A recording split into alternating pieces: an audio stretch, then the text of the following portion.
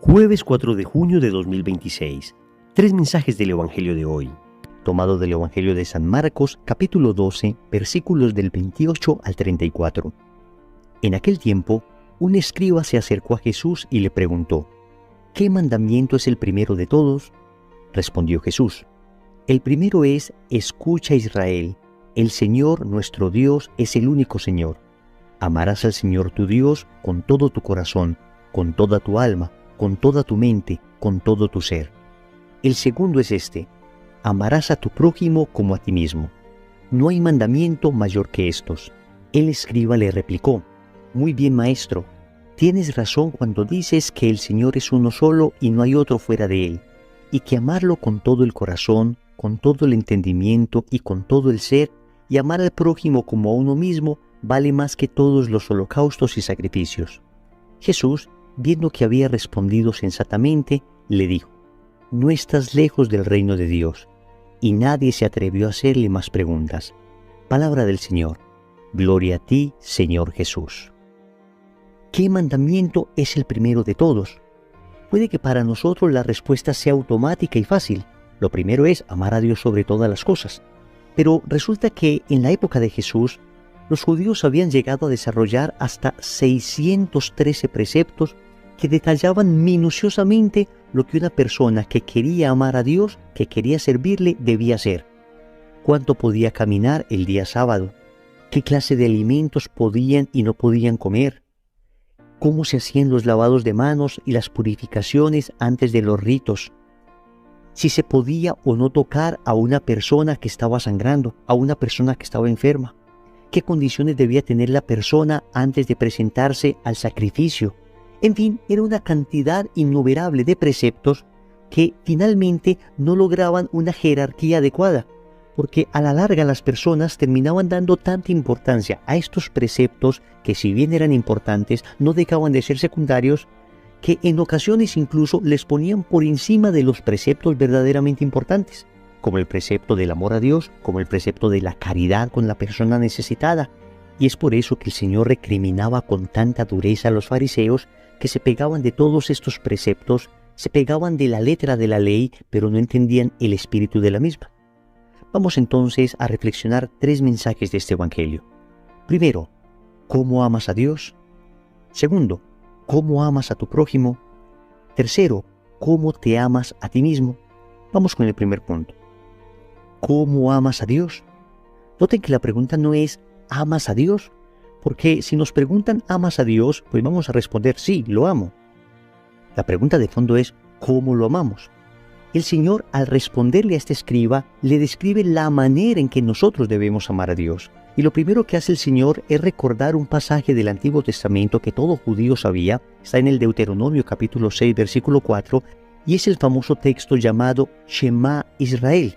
Shema significa escucha, Israel. El Señor comienza precisamente citando este texto: escucha, Israel. Y aquí ya hay una primera clave para entender cómo debemos amar a Dios. Lo primero que debemos hacer es escucharlo. ¿Cuántas personas dicen amar a Dios pero jamás han escuchado su palabra? ¿Cuántas personas dicen querer a Dios y cargan una bella imagen del Sagrado Corazón, tienen alguna devoción que aprendieron de sus papás, pero jamás se han preocupado por escuchar a Dios, escucharlo a través de su palabra, escucharlo a través de la liturgia, escucharlo a través de los acontecimientos de la vida, escucharlo a través de la oración? Lo primero entonces que expresa el amor que le tenemos a Dios es el deseo de escucharlo. Y después sigue el texto diciendo: Dios es el único Señor. Significa que amar a Dios implica escucharlo, pero implica también una exclusividad en el amor hacia Él. Nosotros tenemos un amor universal hacia nuestros hermanos, hacia nuestros amigos, un amor exclusivo hacia nuestro cónyuge, un amor extendido hacia nuestros hijos, pero hacia Dios es un amor único. El amor que le tenemos a Dios es un amor que no se compara con ningún otro amor, y no puede haber otro amor que reemplace el amor a Dios. Todo pecado supone que hemos cambiado el amor a Dios por el amor a una criatura. El Señor es el único Señor, y esto nos está exorcizando de toda idolatría. Idolatría que tenemos a nuestro propio ego, a nuestro orgullo, a nuestro conocimiento, a nuestro dinero, la idolatría que tenemos a nuestros proyectos, la idolatría que tenemos a nuestros bienes temporales, la idolatría que tenemos a nuestra comodidad, o la idolatría en la que hemos terminado cayendo por estar tan lejos de Dios y no escucharlo, manifestada en corrientes pseudo-religiosas como la Nueva Era. Y así terminamos cayendo en cuestiones como el horóscopo, visitar brujas, creer en objetos con poder, en cristales, en fin, terminamos adorando criaturas y dejando de adorar al Creador. Pero el Señor dice, amar a Dios es amarlo con todo el corazón, es decir, con nuestros sentimientos. Amo a Dios con los sentimientos también, porque muchas veces nosotros tenemos unos sentimientos desordenados que se orientan hacia el capricho, que no están ordenados en Dios. Amo a Dios con el alma. Acá se refiere a la voluntad. Entonces yo amo a Dios con mi voluntad. Todo lo que voy a hacer, lo voy a hacer para mostrarle a Dios que lo amo. Lo amo con mi mente, es decir, con mi entendimiento. Esto significa que voy a preocuparme por cultivar el conocer a Dios. Voy a preocuparme por entender las cosas de Dios para poderle amar más. Recuerden que nadie ama lo que no conoce. Dice al final, ama al Señor con todo tu ser. Esto significa con cada aspecto de mi vida.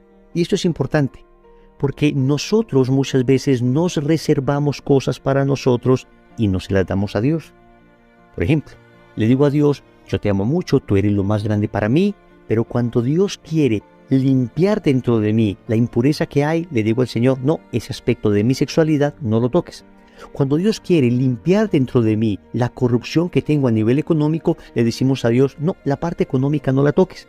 Cuando Dios quiere sanar dentro de mí ese odio que tengo, le decimos a Dios, no, no, ese odio no lo toques. Entonces no lo amamos con todo nuestro ser, somos selectivos en lo que le entregamos a Dios. ¿Cómo amas a Dios? Segundo, ¿cómo amas a tu prójimo? El Señor le recuerda al escriba otro texto bíblico, tomado del libro del Levítico, capítulo 19, versículo 18. En este texto se decía que se debía amar al prójimo, pero el prójimo para entonces, ellos lo entendían solamente como el judío. El judío para ellos era el prójimo, es decir, yo soy judío y mi prójimo es el otro judío. Pero el Señor va a enseñar la universalidad del amor, porque el Señor le viene a decir, ustedes son el pueblo elegido por Dios, pero es que Dios es Padre de todos. Por consiguiente, todos son hermanos y a todos deben amar, incluso a sus enemigos. ¿Cómo amas a tu prójimo? Es la pregunta que nos hace el texto bíblico hoy.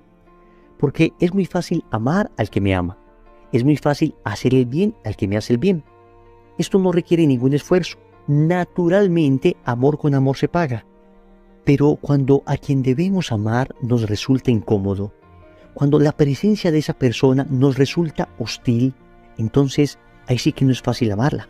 Y no estoy diciendo que seamos masoquistas y que nos sometamos a vejámenes, que dejemos que pisoteen nuestra dignidad. No me refiero a eso. Me refiero a las situaciones cotidianas, en nuestro ambiente laboral, en nuestra familia, con nuestros amigos, con las personas que nos rodean, en que vamos a encontrar en ocasiones personas que nos resultan desagradables y a esas personas hay que amarlas. Pero también pensemos, por ejemplo, en el contexto que estamos viviendo, donde vemos personas que automáticamente despiertan en nosotros como un sentimiento de rabia, de odio. Pensemos en los corruptos, o pensemos en las personas que abusan de su poder, o pensemos en las personas que vandalizan los bienes públicos. Lo que a uno le surge naturalmente hacia estas personas no es propiamente amor, es más bien deseo de justicia, y en ocasiones un deseo de justicia bastante desordenado que termina en un deseo de venganza. Y hoy el Evangelio nos dice que debemos amar al prójimo, y a ellos también los debemos amar. No significa que debamos aplaudir lo malo que hacen, y no significa que no queramos que paguen lo malo que están haciendo.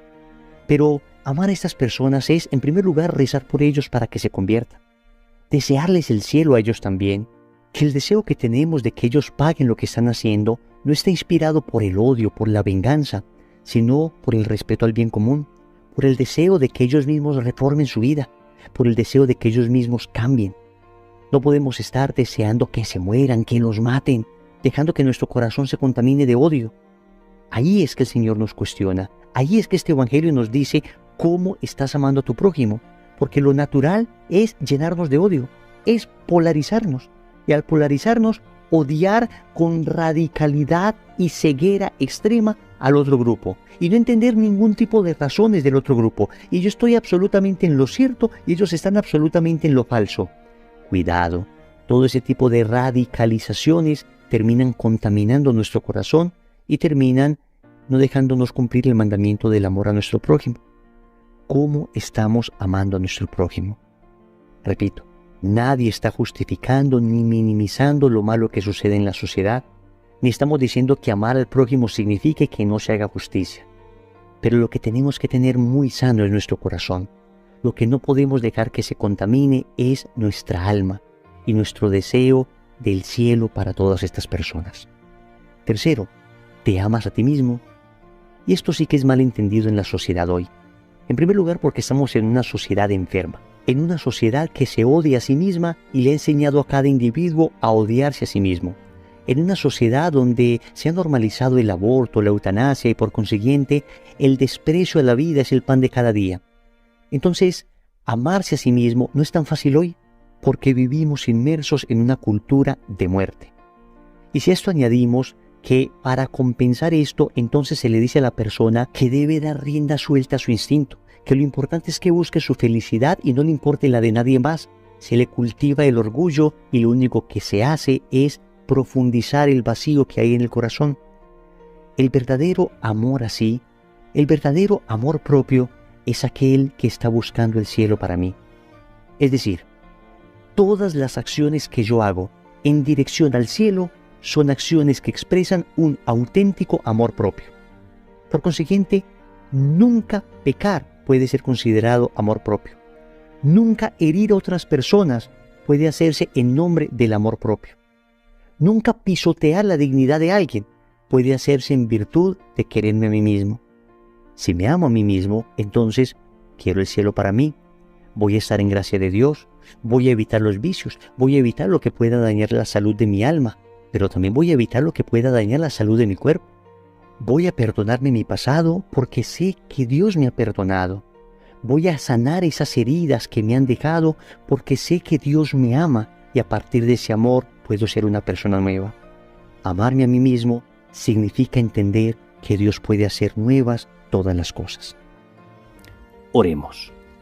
Amado Señor, hoy te quiero suplicar que me concedas el don de tu Espíritu para amarte a ti sobre todas las cosas, para que tú siempre seas lo primero en mi vida, que me concedas el don de tu Espíritu para amar a mi prójimo como a mí mismo, que pueda amar según tú, según los criterios del Evangelio y no según los criterios del mundo. Señor, dame lo que me pides y pídeme lo que quieras. Amén. Recordemos entonces, primero, cómo amas a Dios.